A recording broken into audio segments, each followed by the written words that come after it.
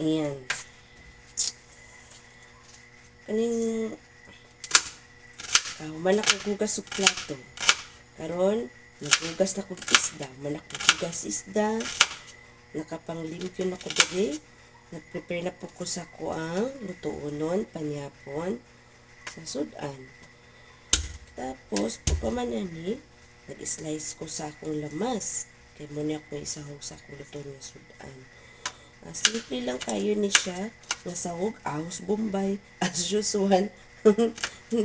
Moragit ni siya ang kuan nato. Panlaban basag ginis. Gisahon nga sudan ang ato ang kuan. Ahos o bombay.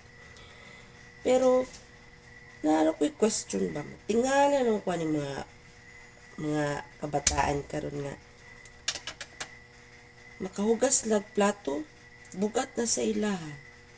Pero ang inahan lagi, daga lagi mabuhat to. Nahugas plato, nahugas og ka ng kuan. Man lagi, okay raman lagi. Yan sa ila, bugat kayo. Ni magwalis, bugat kayo sa ilaha. Nga naman ni sila man. Ay, na lang. Kanilaging social media mo ni makabuang lagi sa ano ba? Sa kabataan nato karon. Good siya in terms of research, calling outside the country, outside the sa magagikan, other in the Philippines, ana. Pero di siya good sa sa kabataan kay mahimo mas lang tapulan.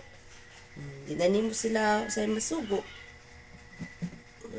Kuan, kadako kabahong tik-tik din na kay ato mga kabataan nagkuha na sa social media halos maulo ka man sa ilaha kay pag ingo pala ni pagtawo pala ni mo pangalan mingo dahil mugot na mga nahong di ba